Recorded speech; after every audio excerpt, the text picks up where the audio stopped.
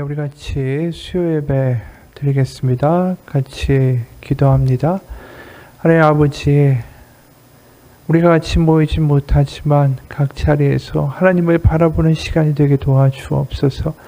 우리가 모여 서로 격려하고 같이 찬양하고 같이 하나님을 만나며 서로 격려하고 이 어려운 시기를 서로 이겨나가는 시간을 갖지 못하지만 하나님 예배 가운데 우리가 한 영이 되게 하시고 하나님 만날 수 있는 온전한 시간의 예배가 될 수 있도록 하나님 인도하여 주옵소서. 살아계신 우리 주 예수 그리스도의 이름 받들어 기도합니다. 아멘. 우리 찬송가 321장 같이 찬양하겠습니다. 날 대속하신 예수께 내 생명 모두 드리니 날 진실하게 하소서. 내 구주 예수여, 나 구주 위에 살리라. 내 기쁨 한량 없으리. 내 갈 길 인도하소서. 내 구주 예수여, 날 구원하신 예수를 일평생 의지하오니 날 영접하여 주소서. 내 구주 예수여, 나 구주 위에 살리라. 내 기쁨 한량 없으리. 내 갈 길 인도하소서. 내 구주 예수여, 주 십자가에 달리사 날 자유하게 했으니 내 몸과 마음을 주 위에 다스게 하소서. 나 구주 위에 살리라. 내 기쁨 한량 없으리. 내 갈 길 인도하소서. 내 구주 예수여.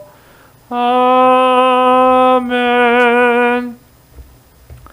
오늘 말씀은 사도행전 4장 23절에서 35절까지의 말씀입니다. 사도행전 4장 23절에서 35절까지의 말씀. 사도들의 노임에 그 동료에게 가서 제사장들과 장로들의 말을 다 알리니 그들이 듣고 한 마음으로 하나님께 소리를 높여 이르되, 대주제여, 천지와 바다와 그 가운데 만물을 지은 이시오, 또 주의 종 우리 조상 다윗의 입을 통하여 성령으로 말씀하시기를 어찌하여 열방이 분노하며 족속들이 허사를 경영하였는고. 세상의 군왕들이 나서며 관리들이 함께 모여 주와 그의 그리스도를 대적하도다 하신 이로소이다. 과연 헤롯과 본디오 빌라도는 이방인과 이스라엘 백성과 합세하여 하나님께서 기름 부으신 거룩한 종 예수를 거슬러 하나님의 권능과 뜻대로 이루려고 예정하신 그것을 행하려고 이 성에 모였나이다. 주여, 이제도 그들의 위협함을 굽어보시옵고 또 종들로 하여금 담대히 하나님의 말씀을 전하게 하여 주시오며 손을 내밀어 병을 낫게 하시옵고 표적과 기사가 거룩한 종 예수의 이름으로 이루어지게 하옵소서 하더라. 비기를 다음에 모인 곳이 진동하더니 무리가 다 성령이 충만하여 담대히 하나님의 말씀을 전하니라. 믿는 무리가 한 마음과 한 뜻이 되어 모든 물건을 서로 통용하고 자기 재물을 조금이라도 자기 것이라 하는 이가 하나도 없더라. 사도들이 큰 권능으로 주 예수의 부활을 증언하니 무리가 큰 은혜를 받아 그 중에 가난한 사람이 없으니 이는 밭과 집 있는 자는 팔아 그 판 것의 값을 가져다가 사도들의 발 앞에 두매 그들이 각 사람의 필요에 따라 나누어 줌이라. 아멘. 드디어 그 베드로하고 요한이 풀려나죠. 우리가 이 바로 앞에 보게 되면 안진뱅이를 성전 미문에 있던 그를 그 베드로와 요한이 손을 잡아 일으켜 세웁니다. 그리고 그 안진뱅이를 매일 출근시켰기 때문에 사람들이 얼마나 많이 그 안진뱅이를 알겠어요. 근데 그가 벌떡 일어난 걸 보고 그때 이 베드로가 설교를 하고 거기에 5,000명이 회심을 하고 예수님을 믿습니다. 이 놀라운 사건이 일어나죠. 그리고 나서 이제 예루살렘 성전의 리더들이 발칵 뒤집힙니다. 이 베드로, 예수님의 잔당이 이러한 일을 행한다라는 것 자체가 지금 심각한 문제로 대두되는 거죠. 우리가 이제 더 보다 보면 실제로 산헤드린 공의회에서 가말리엘이 이제 발언을 하고 이들을 과연 어떻게 처리할 것인가에 대한 심각한 문제를 논의하게 됩니다. 그 이전에 일단 그 관리들과 장로들과 서기관들이 이 안진뱅이 일으킨 사건으로 말미암아 특히 대제사장 안나스하고 가야바가 모여 있죠. 누구의 이름으로 하느냐? 지난 시간에 이미 이야기한 것처럼 대제사장 가야바, 안나스 이 사람들은 예수님을 잡아서 신문하고 죽음으로 이끈 사람들이죠. 헤롯과 빌라도에게 넘겨버린 사람들입니다. 예수님은 십자가에 못 박아 죽게 하게 된 그 단초를 제공하고 사실상의 주범이죠. 근데 그 앞에 베드로가 담대히 섰습니다.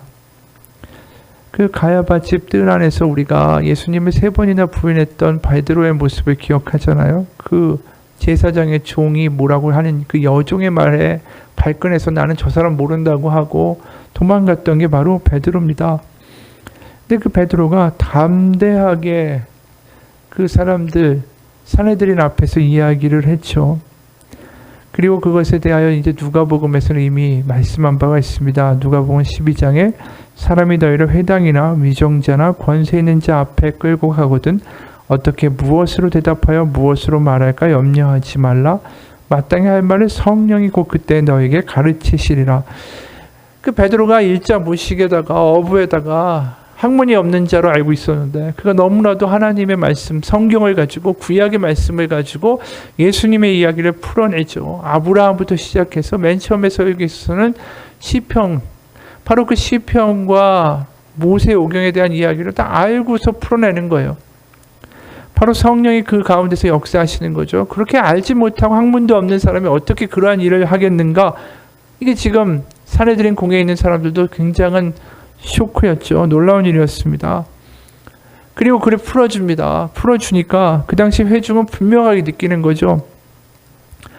이 모든 일들이 하나님의 뜻 가운데 이루어지고 있다. 그래서 그것을 뭐라고 이야기하냐 하면 이들이 이제 담대하게 큰 소리로 기도를 합니다. 근데 24절에 보면 그 스케일이 굉장히 커요. 그 대주제요. 천지와 바다와 그 가운데 만물을 지은 이시오. 하나님이 이런 분이시라는 거예요. 지금 눈앞에 보이는 위협하고 있는 산헤드린 공의회나 뭐 헤롯이나 빌라도나 이런 것들은 전혀 어떻게 보면 상대도 안 되는 하나님의 거룩한 그 능력을 가지신 바로 하나님 예수님, 바로 그분들의 사역을 하는 우리들이다라는 거죠. 그러면서 시편 2편을 인용합니다. 이 기도에 성경 말씀이 인용되어 있어요. 25절, 26절, 27절 보면 또 주의 종 우리 조상 다윗의 입을 통하여 성령으로 말씀하시기를 어찌하여 열방이 분노하며 족속들이 허사를 경영하였는고 세상의 군왕들이 나서며 관리들이 함께 모여 주와 그의 그리스도를 대적하도다 하신 이로소이다.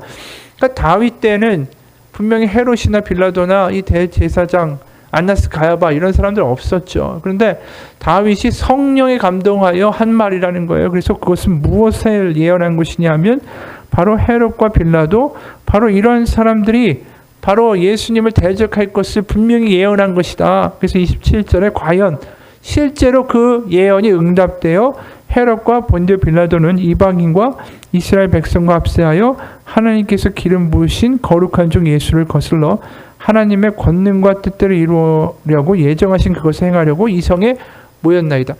그러니까 시편 2편에 나와 있는 것처럼 예수님의 죽음은 이미 다 예언되어 있다라는 거예요. 하나님의 권능과 뜻대로 이루려고 예정하신 그것을 이루어진 것이 십자가지 그들의 힘과 능력으로 예수님을 죽이게 된 사건이 아니라는 거죠. 그래서 이 모든 것이 하나님의 계획 가운데 이루어지고 있고 권능 가운데 이루어지고 있고 이것이 지금 우리 눈앞에 있도다. 그것이 기도예요. 그러면서 마무리 기도가 뭐냐면 주여 이제도 그들의 위협함을 29절 굽어보시고 또 종들로 하여금 담대히 하나님의 말씀을 전하게 하여 달라. 이 담대하다는 이야기가 나오고 이 기도의 스케일이 굉장히 크고 하나님의 예정과 권능과 뜻대로 이루어지고 있고 하나님의 성령의 역사로 다윗이 예언했고 우리에게도 하나님의 성령으로 말미암아 담대하게 말씀을 전하게 해달라고 이하는 기도의 스케일이 얼마나 큰지 모릅니다. 세상에 볼 때는 그러나 이들은 별 볼 일 없는 사람들이죠. 특히 사도들은 예수의 잔당이고 또 별 볼 일 없는 직업을 가지고 있었고 자신들이 죽이고자 하면 얼마든지 죽일 수 있는 그러한 사람들이었어요. 그런데 이 사람들, 이 모인 믿음의 사람들의 눈에는 이 벌어지는 모든 일들이 다르게 보이고 다르게 느껴지고 다르게 해석되는 겁니다. 공의의 앞에 간 것도 다 하나님의 예정 가운데 있던 일이고 예수님이 너희가 고난을 받으리라 그 말씀 그대로 연결되고 있고 또 그 앞에 서니까 성령께서 하실 말씀을 다 전해 주셨고 그리고 헤롯과 빌라도 이런 사람들은 하나님의 계획 가운데 그냥 자신들이 모르는 사이에 동원되고 있는 것이다. 이들이 믿는 복음은 굉장히 큰 거였어요. 그냥 자신의 병을 낫고 자신이 방언을 하고 자신의 은사를 받고 개인적인 것이 아니라 하나님의 커다란 경륜과 계획 가운데 이 일이 벌어지고 있다라는 그 놀라운 이야기, 커다란 이야기를 믿고 소유하고 살아가고 있다라는 거죠. 바로 하나님의 커다란 이야기 가운데 자신들이 참여하고 있다라는 생각을 하고 있어요.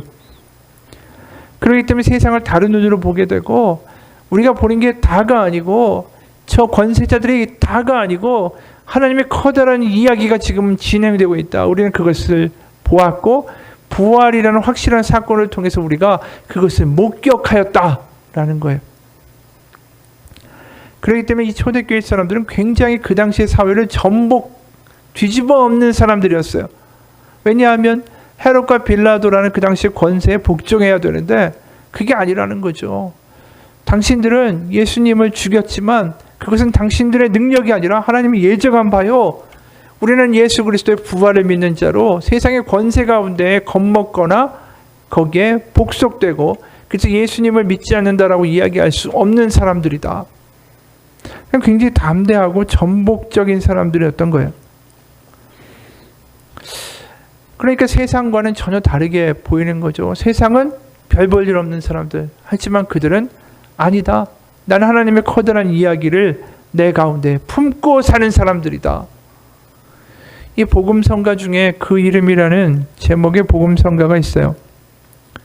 중증의 뇌성마비 때문에 몸은 뒤틀리고 휠체어의 도움 없이는 어디도 이동할 수도 없고 말도 제대로 자유롭게 할 수 없었던 한 소녀가 있었습니다. 이 송명이라는 분이에요. 가난한 것 때문에도 힘들었지만 그보다 가장 힘들었던 건 뭐냐면 골방에 버려진 채 사랑도 받지 못하고 자라게 된 삶이었습니다. 그러니까 세상 가운데 별 볼 일 없고 못나고 아무런 역할도 할 수 없고 돈도 벌 수 없고 이 세상에서 역할 하나 주어지지 않은 그녀가 마음이 얼마나 상처가 컸겠어요. 게다가 또 잘못된 신앙 때문에 이 안수기도를 해서 낫게 하겠다. 안찰이라고 그러죠. 막 때리고 막 이러다 보니까 몸에 수없이 멍이 들었습니다. 신앙이라는 이름으로 폭력을 행사한 거죠. 그러면서 이 소녀가 하나님을 원망하고 내가 왜 이렇게 태어났을까?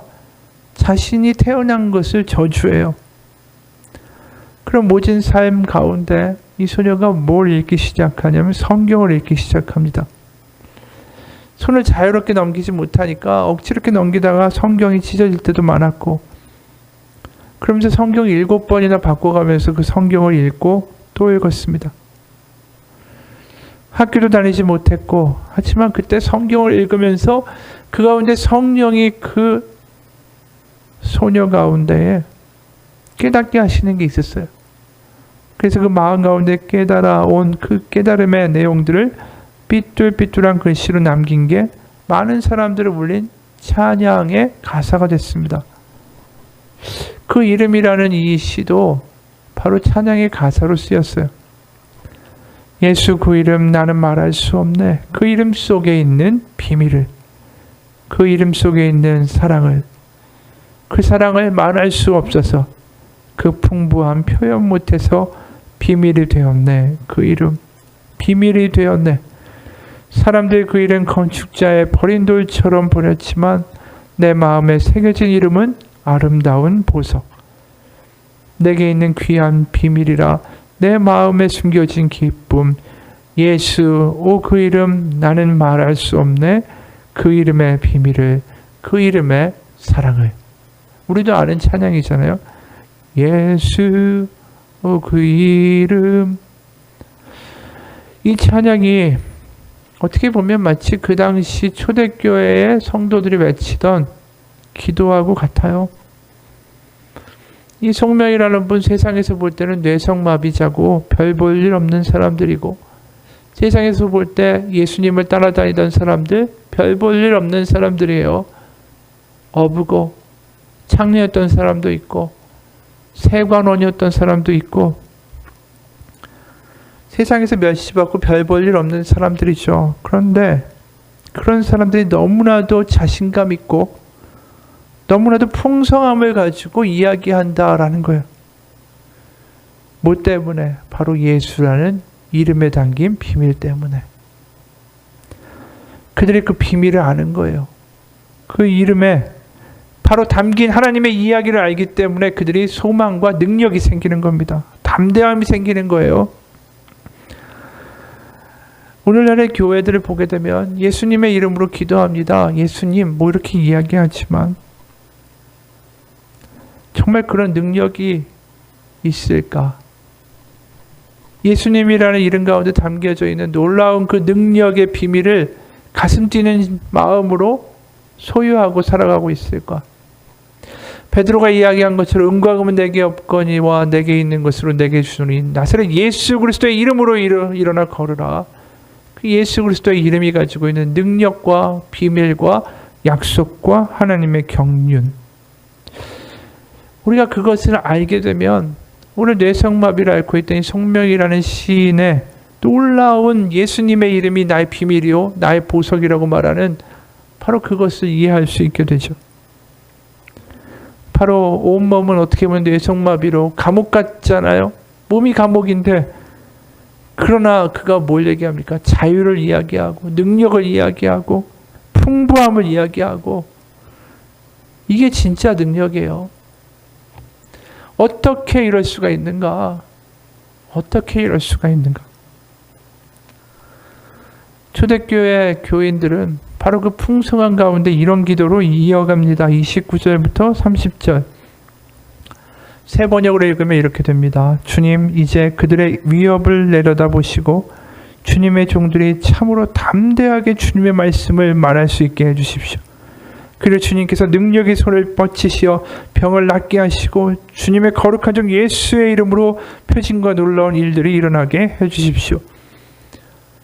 하나님의 커다란 이야기가 이 세상 가운데 드러나도록 하나님 우리를 사용하여 달라고 기도하는 거예요. 그들의 기도가 전혀 소극적이지 않습니다. 하나님의 놀라운 약속과 경륜 가운데 우리는 그 이야기 가운데 쓰임받기 원합니다.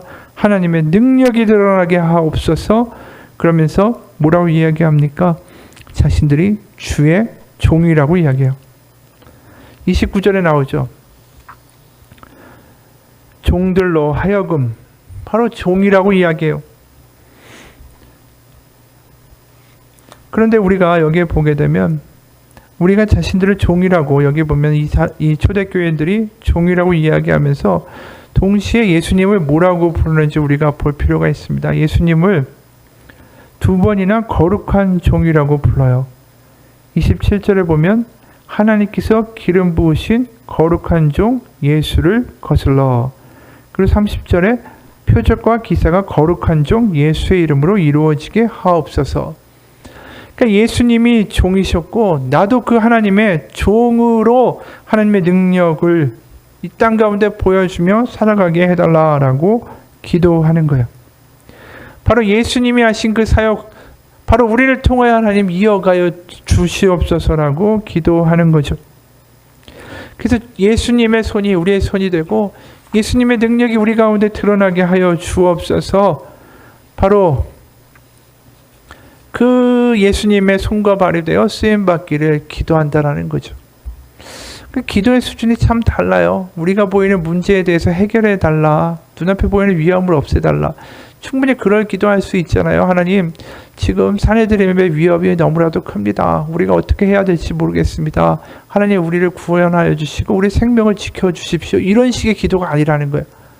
자신들의 생명과 안위와 미래에 대한 기도가 아니라 그들의 기도의 중점이 뭐냐면 하나님이 드러나는 능력의 종으로 쓰임받게 하여 주옵소서. 이게 굉장히 적극적이라는 거죠. 자신의 생명이나 자신의 안위나 자신의 재산을 지키는 기도가 아니라 하나님의 능력 가운데 쓰임받기를 원하는 기도를 하고 있어요. 그러니까 우리가 여기에 보면 기도에 두 가지 종류가 있다는 걸 알게 되죠. 지키는 기도와 쓰임받는 기도가 있다는 거예요. 그러니까 내가 지금 보이는 문제들로부터 나를 지키고 내가 가지고 있는 재산과 내가 가지고 있는 어떤 건강과 내가 가지고 있는 어떤 테두리, 세상의 파도로부터 나를 지켜줄 수 있는 그 무언가를 하나님 허락하시고 지키시고 보호하여 달라라는 기도가 아니라 하나님께 오히려 쓰임받아 하나님의 능력 가운데 하나님을 부활, 예수님의 부활을 이 땅 가운데 나타날 수 있는 그런 하나님의 통로가 되게 해달라고 기도한다라는 거예요. 그럼 이 사람들은 우리가 물을 수 있죠. 와, 이 사람들은 앞으로의 안위와 자신들의 어떤 안전과 미래에 대해서는 하나도 걱정을 하지 않는다. 어떻게 그럴 수 있을까라는 거예요. 여러분, 그게 바로 자유예요. 자유.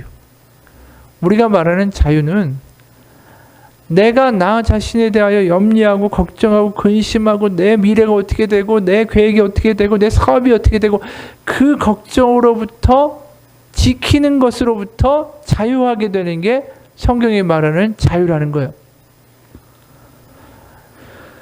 그러니까 우리가 돈이 많아서 여유가 있어서 그래서 내가 자유하게 된다는 게 우리의 방식이잖아요. 내가 뭘 가져서 내가 그만큼 여유가 생기고 베풀 수도 있고 자유가 있다. 내가 뭘 가져서 내가 뭐가 있어서 얻어지는 자유가 아니라 그것으로 있던 없던 그것에 개의치 않고 나의 아버지께서 살아계시고 하나님의 일을 하시는 가운데 내가 쓰임받도록 하나님이 나의 미래가 되시고 나를 책임지신다라는 확실한 믿음 가운데 나를 하나님께 던지는 것, 거기서 오는 자유가 바로 오늘 말하는 바로 이 초대교인들이 경험하는 자유라는 거예요. 바로 그 자유가 다른 게 아니죠. 세상이 구속할 수 없는 자유죠. 그러다 보니까 이 돈의 자유가 얽혀 있으면 돈을 뺏어버리면 그 사람은 자유가 없는 거죠. 그 사람은 내가 직함이 있어서 마음대로 할 수 있으니까 내 자유가 있다. 내가 사장이라서 내 자유가 있다. 그 사람 자유를 뺏는 건 간단해요. 그냥 사장이라는 직함을 뺏어버리면 되죠. 부자라 자유다? 그럼 돈을 뺏어버리면 그 사람은 더 이상 자유하지 않아요. 그런데 세상이 빼들 수 없는 자유, 그 자유가 바로 이들에게서 보이고 있는 거예요. 바로 예수님 진짜 왕이 오셨다. 세상의 헤롯과 빌라도가 어떻게 할 수 없는 바로 하나님의 아들 부활하신 예수 그리스도가 이 땅에 오셨다. 하나님의 일은 그들이 막고자 해서 막힐 수 있는 게 아니고 그들이 방해한다고 해서 방해될 수 있는 것이 아니며 하나님의 뜻을 기필코 이루어내신다. 그런 하나님이 나의 미래다. 거기서 자유가 있는 거예요. 우리의 미래가 하나님이다라는 게 내 마음 가운데 확실하게 있을 때 자유가 옵니다. 어느 유방암에 걸린 자매가 이런 간증을 했어요. 나는 회복 속도가 제일 빠른 환자였다. 같은 병실 환자들은 젊은 사람이 죽겠구나 라고 생각했다고 한다. 그도 그럴 것이 다들 0기에서 2기 사이의 환자들이고 종양의 크기도 2cm 내외였는데 나의 경우에는 종양이 9.5cm까지 자란 상태였기 때문이다. 그들은 주로 어떻게 해서 암을 발견하게 됐는지 또 검사는 어떻게 받았는지, 앞으로 치료는 어떻게 받을 것인지 그거에 대해서 이야기를 했다. 한 환자가 내게 물었다. 수술 전에 받은 MRI 검사가 너무 힘들었죠? 아니요, 저는 잘 잤어요. 어떻게 잘 잘 수가 있어요? 예수님이 주인이시잖아요. 아, 네. 그는 복잡한 표정을 지었다. 나처럼 증상이 심각한 사람은 우리 병실뿐 아니라 다른 병실 어디에도 없었다. 그들은 죽음의 문턱까지 간 내가 자신들과 다르다고 생각하는 것 같았다. 수술 전에 환자 한 사람이 내게 와서 말했다. 절망하지 말고 하나님을 붙드세요. 나는 기회가 있다 싶어서 이렇게 대답했다. 하나님이 살려주셨는데 어떻게 절망할 수 있겠어요? 회개한 순간부터 저는 살았고 예수님이 제 주인이 되셨어요. 그러자 그는 멈칫하며 태도를 바꾸었다. 그래도 젊은 사람이 신앙에 너무 깊게 빠지지는 말아요. 순간 나는 깨달았다. 믿으면 믿고 안 믿으면 안 믿는 것인데 대충 믿는 게 너무나 자연스러운 기독교인들이 세상에 있다라는 것을. 수술 후에 암 환자들이 내게 모여들어 어떻게 그런 상황에서 멀쩡하게 나을 수 있는지 의아해했다. 그도 그럴 것이 여전히 얼굴에 병색이 완연한 그들의 모습과 내 모습이 너무나도 확연히 달랐기 때문이다. 부활하신 주님이 나를 만나주셨고 성령께서 예수님의 약속이 다 진실이고 사실임을 믿게 해주셨다. 예수님을 주로 믿고 그분께 모두 맡겨드리며 천국을 소망했을 뿐인데 기쁨과 평강이 넘쳤다. 내가 자랑할 것은 오직 예수뿐이었다. 주님이 내게 사명을 다하라고 생명을 덤으로 주셨다라는 생각이 들었다. 과거에 나는 이미 죽었다. 이제 나는 언젠가 썩어 없어질 육신과 관계없이 영생을 확신한다. 살아갈 시간이 늘어날 만큼 주의 일을 기쁘게 감당하는 사명자가 되리라 다짐했다. 우리 병실에서 종양이 1cm 미만으로 가장 병기가 낮았던 환자가 수술이 끝난 후에 치료를 걱정하며 두려워했다. 그는 항암과 방사선 치료를 짧게는 2개월, 길게는 10개월 정도 병행해야 했다. 그런데 가장 심각한 환자인 나는 치료가 끝났다. 전부 절제를 했으니 방사선 치료도 없고 항암 대신에 일정 기간 호르몬 약만 먹으면 됐다. 보통 유방암 3기 환자는 치료 기간이 1년 반 정도라고 들었는데 나는 발병부터 수술까지 6개월도 안 되어 끝났다.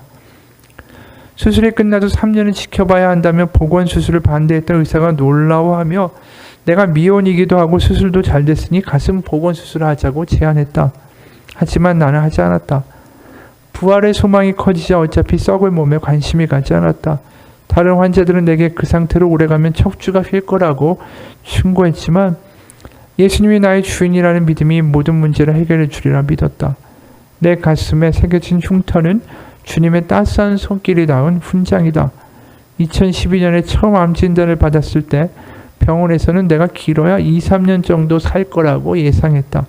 하지만 나는 지금도 여전히 새 삶을 누리며 살고 있다. 이 자매의 자유가 어디서 올까요? 건강이 빼앗기면 자유가 없죠. 우리는 그렇게 생각해요. 돈이 없으면 자유가 없다. 우리는 그렇게 생각합니다. 내가 가지고 있는 직분이나 내가 가지고 있는 감투가 없어지면 자유가 없다.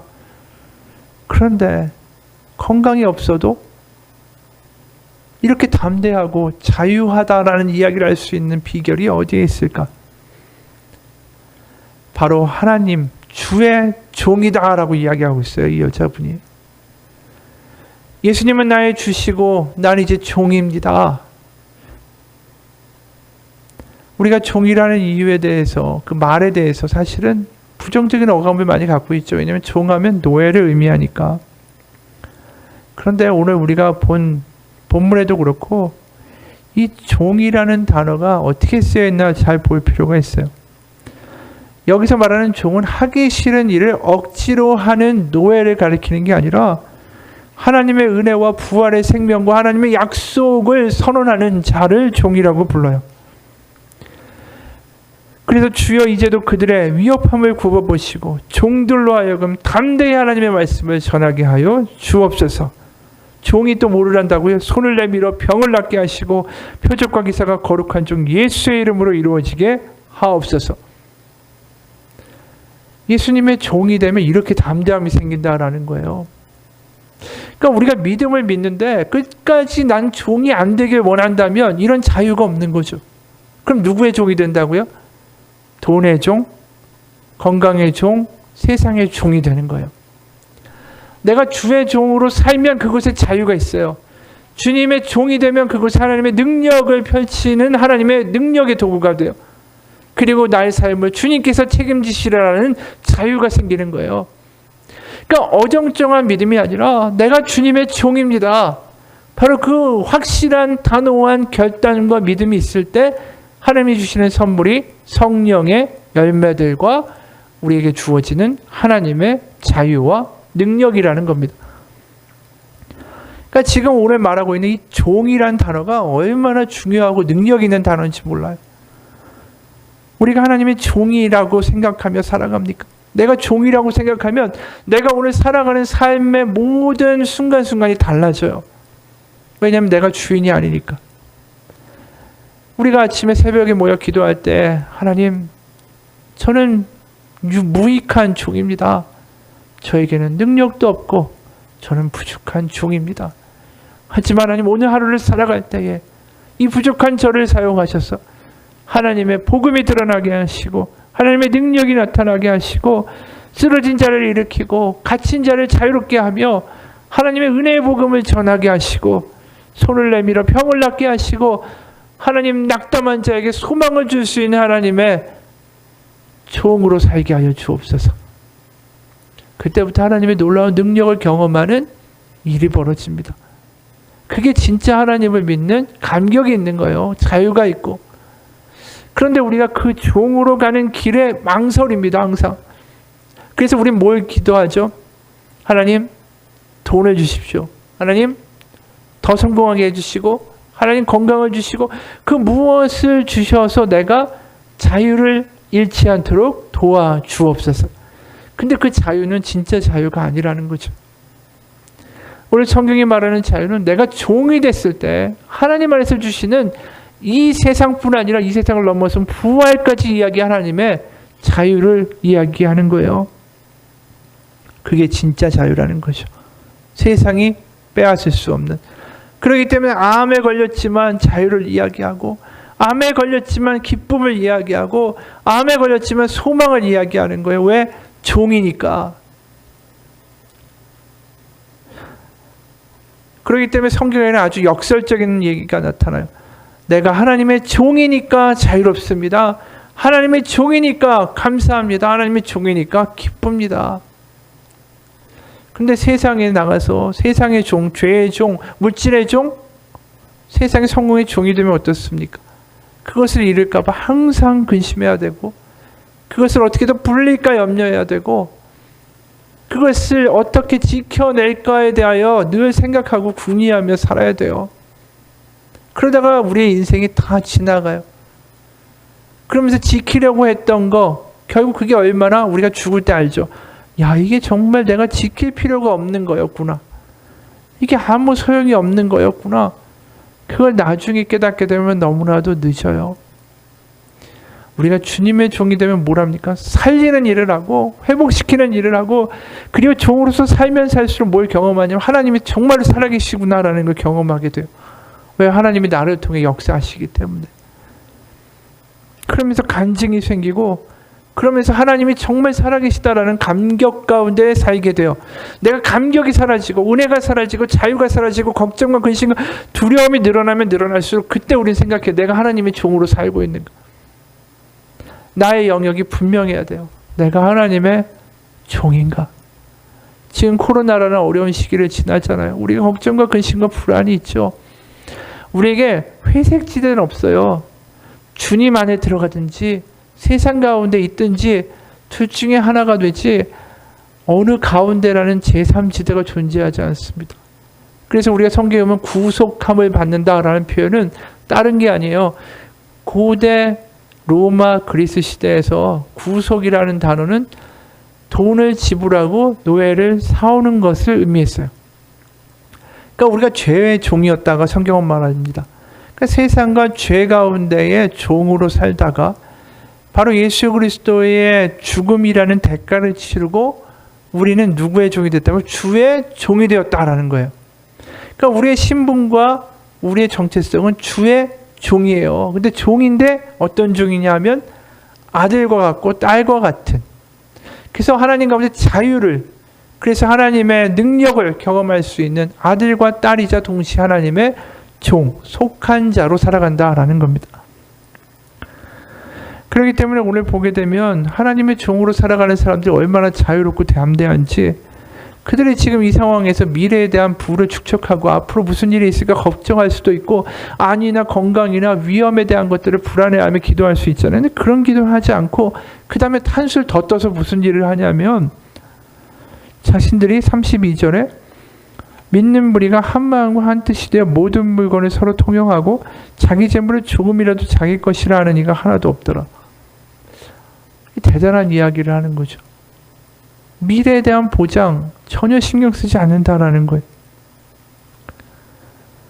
한 마음과 한 뜻이 돼요. 바로 한 마음과 한 뜻이라는 단어가 뭡니까? 바로 하나님을 내 마음과 뜻을 다해서 사랑하고 내 이웃을 내 몸과 같이 사랑하라. 그게 이루어졌다라는 거예요. 완전히 하나님께 맡겨버리니까.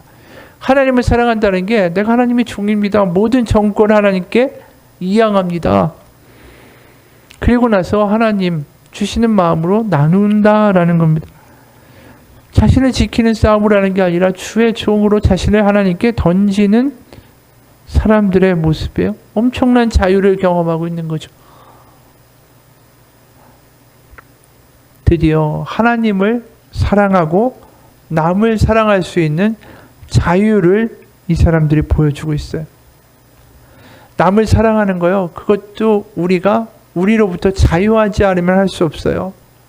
왜냐하면 내가 늘 저 사람에 대한 선입견이 있잖아요. 저 사람 이래. 내가 나로부터 자유롭지 않으면 그 사랑을 어떻게 하겠어요? 내가 나로부터 자유롭지 않으면 내가 어떻게 사람들에게 내 것을 줄 수 있겠어요? 나로부터 자유를 얻고 하나님을 사랑하는 사람이 나라는 감옥으로부터 자유로워진 거예요. 하나님 땡큐라는 책이 있는데 거기 윤정희 사모님이라는 분이 이런 간증을 했어요. 2007년 10월 부산의 밤은 아름다웠습니다. 제가 신장을 기증하기 위해서 병원에 입원해 있는 동안 부산 영화제로 축제 분위기였고 매 화려한 불꽃이 밤하늘을 수놓았습니다. 제 마음도 신장 기증이라는 사명감으로 덩달아 흥분되어 있었죠. 금요일에 입원해서 토요일을 보내고 주일에는 병원 앞에 있는 교회에서 예배를 드렸습니다. 3년 전에 딸 하선이가 병원에서 완치불능 판정을 받았다가 주님의 은혜로 소생한 후에 서운했던 일이었지만 무척 나의 의로 여기까지 온 건 아닌가 하는 마음이 들었습니다. 진실로 하나님께 기도하고 응답을 받은 것인지 분간이 되지 않았습니다. 그러니까 이 딸이 기적적으로 하나님의 은혜로 나온 다음에 서운했다라는 거죠. 제가 신장 이식을 누군가 해주겠다. 하나를 띄어서. 근데 이게 정말로 하나님께 주시는 마음이고 응답인가? 이게 분간이 되지 않았다라는 거예요. 그래서 기도했답니다. 이게 주님의 응답이고 한 영혼을 귀하게 여겨 그의 몸과 마음을 살리기 위해서 해야 될 일이라면 징표를 보여주십시오. 근데 그 교회에서 기도하고 있는데 성전 바닥에서 갑자기 불꽃이 일더니 용광로 같은 글씨, 불길로 글씨가 써지는 게 보였대요. 그게 조라는 글씨였습니다. 불길과 함께 선명하게 그 글씨가 보였어요. 그러면서 음성이 들려왔습니다. 네가 신장을 주고자 하는 사람의 성이 조씨다. 깜짝 놀라가지고 기도하다가 벌떡 일어났어요. 너무나도 가슴이 떨려가지고 예배 때 얼굴이 붉게 상기된 채로 예배를 드렸습니다. 병실로 돌아와서 마음을 진정시키고 이게 정말로 주님의 뜻이구나 라는 것을 울면서 기도하고 있는데 간호사가 들어왔습니다. 내일 신장 기증받을 환자와 면회가 있습니다. 네? 환자 못 만나게 한다고 들었는데요. 우리 병원은 만나서 같이 이야기해요. 좋은 일 하시는데 당연히 만나야지요. 편히 쉬세요. 네, 감사합니다. 다음날 아침에 일찍 대전에서 사랑하는 아이들과 남편이 내려왔습니다. 저를 보고 남편은 그저 웃기만 했고 또 며칠 사이에 부쩍 자란 것 같은 딸들 그들을 바라보고 있다가 이야기를 나누고 병실에 남겨두고 의사 선생님을 만나러 갔습니다. 그 자리에는 몸이 매우 왜소한 환자 한 분이 있었습니다. 저를 보자마자 감사하다며 우는 환자를 보면서 저는 먼저 그분의 이름을 물었습니다. 조 아무개인데요. 그의 이름을 말하는데 성씨가 조씨였다라는 거죠. 저는 깜짝 놀랐습니다. 오, 주님 감사합니다. 오히려 제가 그분에게 더 감사했습니다. 주님이 정말로 살아계시고 이 자리가 하나님의 뜻 가운데 이루어진 것이다라는 확신을 얻는 순간에 제가 더 감사하다고 마음을 전했습니다. 두 분 이리 와서 좀 앉으세요. 담당 의사 선생님은 한눈에도 봐도 젊고 힘이 넘치는 분이었습니다. 그분이 이런 말 했습니다. 걱정되는 게 한 가지 있습니다. 이식을 할 지금 이 여자분은 이식을 할 분은 키가 커서 신장이 클 수 있고 이식을 받을 환자는 몸이 작아서 신장이 작을 수 있어요. 그래서 이식하는데 어려울 수 있어요. 근데 제가 말했습니다. 의사 선생님 그건 걱정 안 하셔도 돼요. 제 왼쪽에 신장 하나는 이미 저분의 것이에요. 저분에게 꼭 맞는 맞춤 신장이 될 거예요. 주님께서 이미 예비하셨음을 알기에 저는 자신 있게 말했습니다. 아이고 그렇지 않아요. 체격이 이렇게 차이가 나는데 어려울 수 있습니다. 저는 더 말하지 않았습니다. 주님께서 함께 하시는 수술이기에 담당 의사의 염려에도 불구하고 아무 문제가 없을 거라는 확신이 있었죠. 그런데 신장을 받는 환자와 가족들은 의사의 말에 걱정스러운 표정이었습니다. 제가 다 잘 될 테니까 염려하지 말라고 위로했고 그들은 병실로 돌아갔습니다. 그리고 남편에게 이렇게 얘기했습니다. 나는 살면서 내 몸에 주님을 믿는 흔적을 하나쯤 남기고 싶었고 나에게 참으로 중요하고 감사한 일이고 그리고 우리 딸 하선이를 저렇게 건강하게 살려주셨는데 서운한 걸 꼭 드려야 하고 편안하게 수술실로 보내주세요. 그리고 손잡고 기도를 했습니다. 수술 직후에 마취해서 깰 즈음에 의사 선생님의 말소리가 어렴풋이 들렸습니다. 윤정희 씨 신장과 환자의 신장 자리가 딱 맞아요. 완전 맞춤입니다. 맞춤이에요. 하하하. 바로 주님은 몸 안에 신장 하나를 떼어가시고 더 소중한 것을 제게 남겨주셨습니다. 제 몸에 주님을 믿는 흔적, 주님이 저와 함께 하시는 흔적 말입니다. 왼쪽 옆구리에는 지금도 흉한 칼자국이 선명하게 남아 있습니다. 비가 오거나 날이 흐리면 쑤실 때도 있습니다. 13번째 갈비뼈가 없어서 오는 증상이죠. 그럴 때마다 제 마음은 주님과 함께하는 희열과 기쁨으로 달아오릅니다. 주님이 살아계시고 주님이 역사하시고 주님이 저의 기도를 들으며 역사하신다는 것을 온몸으로 느끼기 때문입니다. 우리의 자신을 걱정하고 나의 몸과 마음과 뜻을 다해서 나를 사랑하는 사람은 절대로 이렇게 할 수 없어요. 어떻게 모르는 사람에게 신장을 띄워주고 자신의 건강을 무릅쓰고 이 일을 합니까? 하나님이 그 안에 계시기 때문에 하는 거예요. 정말로 부활을 경험하고 주의 종이다. 하나님의 역사가 흘러가는 하나님의 은혜의 통로가 되기를 원하면 이 사람의 능력이 아닌 하나님이 그 안에 살아계셔서 그 일을 감당할 수 있게 하신다라는 거예요. 내가 나를 생각하면 불안하죠. 나의 미래 어떻게 될까? 내 건강 어떻게 될까? 무슨 일이 벌어질까? 어떻게 불안한데 그 일을 하겠어요? 하나님이 나의 미래시고 하나님이 나의 주인이시고 나는 그분의 종입니다. 그리고 하나님께 자신을 던지면 하나님께서 나를 책임지십니다. 그게 바로 오늘 종이라는 단어에 들어있는 무게입니다. 그렇기 때문에 오늘 다 나눠요. 자신이 땅과 자신의 집을 다 팔아서 그것을 사도들 앞에 두었다 라고 기록합니다. 마태복음 14장을 보게 되면 이런 이야기가 나오죠. 예수님이 제자들이 저 편에서 배를 타고 오는데 파도가 엄청나게 심하게 붑니다. 바다 위에 걸어서 예수님이 오시죠. 우리가 아는 사건 아닙니까? 제자들이 예수님 오시는 걸 보고 유령이다 라고 겁내고 두려워할 때 나니까 안심하라. 두려워하지 말라. 그러니까 베드로가 만일 주이시거든 나를 명하사 물 위로 오라 하소서. 그렇게 얘기합니다. 그러니까 오라고 하시니까 베드로가 배에서 뛰어내려서 물 위를 걸어서 예수님한테 가는데 바람을 보고 무서워서 빠져갑니다. 소리질러 이르되 주여 나를 구원하소서. 그때 예수님이 뭐라고 이야기하시죠? 그를 손을 내밀어 건져주시면서 믿음이 작은 자여 왜 의심하였느냐. 이 이야기가 베드로의 바로 평생에 남는 이야기였을 거예요. 그가 파도를 보고 두려워하며 물에 빠져간 사건을 보면서 우리는 오늘 바로 이전에 나타난 베드로의 사건을 보게 돼요. 그가 파도를 보면서 예수님 보지 못하고 그대로 가라앉았잖아요.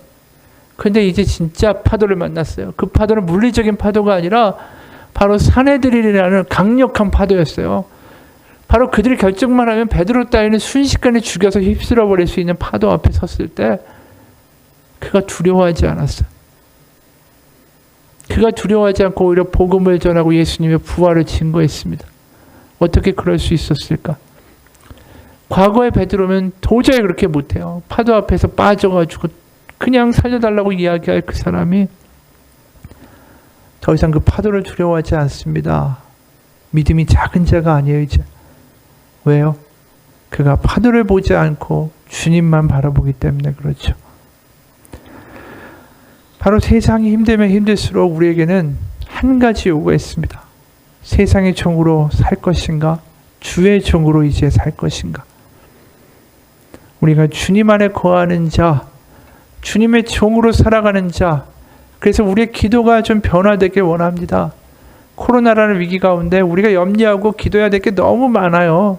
아이들부터, 우리의 먹을 것부터, 내 비즈니스부터, 우리가 염려하고 걱정해야 될 게 얼마나 많습니까? 건강까지.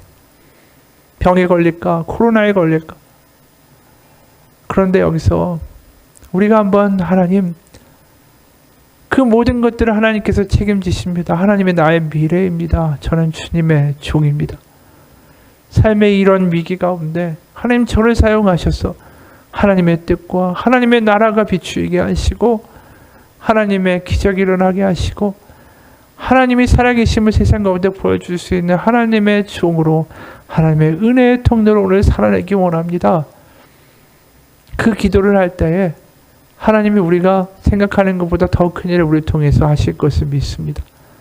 그리고 그 가운데 내가 나의 건강을 챙기고 나의 장사와 나의 미래와 나의 안위에 대한 염려를 넘어서는 하나님이 주시는 자유와 하나님이 내가 살아있다라는 확실한 음성을 듣게 될 것입니다. 그럴 때 내가 이 위기를 나의 힘으로 넘기는 게 아니라 주님이 살아계시기 때문에 어린아이가 아빠의 손을 잡고 두려워하지 않고 그 어려운 시기를 이기는 것처럼 이럴 때일수록 나는 주님의 종으로 살아야 한다는 결단 가운데 승리하시기를 주님의 이름으로 축원합니다. 같이 기도하겠습니다. 하나님, 이 어려울 때 하나님이 도와주신다. 기다리며 하나님이 도와주신다. 이런 이야기를 하는 것이 아닙니다. 나의 어려움, 나의 미래, 나의 경제적인 것, 나의 재정적인 것 하나님께서 도와주신다. 그러한 말이 아니라 내가 하나님의 종으로 살아갈 때에 그 모든 것들을 이길 수 있음을 아버지 앞에서 가르쳐 주신 것을 이 시간 고백합니다. 하나님, 제가 하나님의 종이 되면 그 나머지는 하나님이 책임지십니다. 내가 걱정하는 것보다 하나님이 더 크게 하나님의 계획을 가지고 나를 사용하시고 하나님의 선한 계획 가운데 하나님의 살아계심을 경험케 하실 것이고 두려움을 뺏어가실 것이고 그것에 내가 걱정하는 것들을 넘어선 자유를 경험하게 하실 것입니다. 이 어려운 시기에 우리에게 주어진 것은 나를 지키기 위한 기도가 아니라 내가 주의 종으로 결단하는 기도입니다. 주의 종으로 내가 하나님 앞에 올바르게 섰을 때에 거기에 자유가 있고 능력이 있고 담대함이 있고 하나님이 하시는 형통함이 있습니다. 아무리 파도가 와도 파도가 사라지게 해달라고 그들이 기도하는 것이 아닙니다. 파도 앞에서 나는 주님의 종입니다. 그 기도가 그들을 파도를 넘어가게 했고 파도를 두려워하지 않게 했고 파도를 쪼개는 능력을 보여주었습니다. 하나님, 이 어려운 시기에 우리는 다시 한번 깨닫습니다. 저는 주님의 종입니다. 주님은 저의 왕이십니다. 주님 앞에 주님을 인정하고 엎드릴 때에 그곳에서 하나님 자유케 하시는 복음, 갇힌 자를 자유롭게 하고 포로된 자, 눈먼 자를 눈뜨게 하고 가난한 자에게 하나님의 복음을 주신 하나님의 은혜의 때가 임하게 하신 하나님의 성령의 역사가 바로 그곳에 있기 원합니다. 이 시간 같이 기도하며 나아갈 때에 주님의 종입니다. 주님은 저의 왕이십니다. 그 고백 가운데 하나님의 놀라운 자유가 경험케 되는 역사가 있게 하여 주옵소서. 살아계신 우리 주 예수 그리스도의 이름 받들어 기도합니다. 아멘.